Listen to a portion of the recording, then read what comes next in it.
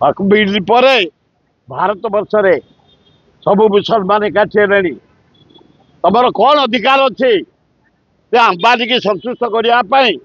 ଦିଲ୍ଲୀରେ ଗୋଟେ ବଡ଼ ଜାଗା ୱାକ୍ ବୋର୍ଡର ସେଇଠି ଅମ୍ବାନୀ ଘର କରିଛି। ସେ ଜମିଟାକୁ ରେଗୁଲାର କରିବା ପାଇଁ ଗୋଟେ ଲୋକ ପାଇଁ ଭାରତ ବର୍ଷରେ ତମେ କଳଙ୍କ ଲଗେଇଦେଲ, ନିଆଁ ଲଗେଇଦେଲ। ତମେ କିଏ ମସଜିଦରେ ହସ୍ତକ୍ଷେପ କରିବା ପାଇଁ, ଚର୍ଚ୍ଚରେ ହସ୍ତକ୍ଷେପ କରିବା ପାଇଁ, ବୁଦ୍ଧ ମନ୍ଦିରରେ କରିବା ପାଇଁ, ଶିଖ ଧର୍ମରେ କରିବା ପାଇଁ ଅମୃତସରରେ ତମେ କିଏ? କୋଉ ଧର୍ମର ହସ୍ତକ୍ଷେପ କରିବା ଉଚିତ ନୁହଁ। ତମେ ଯୋଉଟା କଲ ୱାକ୍ ବିଲ୍ ଅତି ଅନ୍ୟାୟ କରିଛ।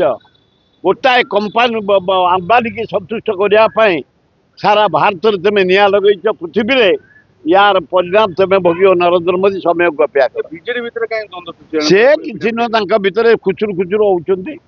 ତାଙ୍କର ତ ନବୀନ ପଟ୍ଟନାୟକ ପାଣ୍ଡିଆନ ଯାହା କହିଲେ ସେ ସେୟା କଲେ। ଇଏ ଖାଲି ମିଛରେ। ସମର୍ଥନ କରୁଛନ୍ତି।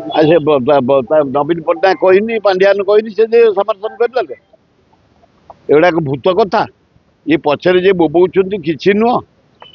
ସେ ହାଇକମାଣ୍ଡଙ୍କ ଅର୍ଡର ଉପରେ ସେ ଭୋଟ ଦେଇଛନ୍ତି। କିନ୍ତୁ ଅପରାଧ ଖେଳଙ୍କୁ ଭୋଟ ଦେଇନାହାନ୍ତି। ମୁଁ କହିପାରିବିନି ଭୋଟ କିଏ ଦେଇଛି ନ ଦେଇଛି ମୁଁ କହିପାରିବିନି। ସେ ସେଦିନ ଅନୁପସ୍ଥିତ ଥିଲେ, ଭୋଟ ଦେଇନାହାନ୍ତି। ତାହେଲେ ମୁଁ କହିପାରିବିନି, ମୁଁ ଜାଣିନି ସେ ଦେଇଛନ୍ତି କି ନ ଦେଇଛନ୍ତି।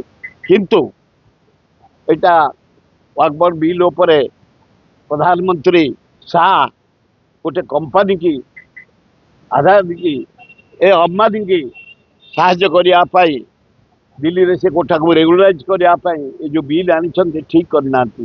ଏଇଟା ଗୋଟେ ଭାରତ ବର୍ଷରେ କଳଙ୍କ ଲଗେଇ ଦେଇଛନ୍ତି। ଓକେ।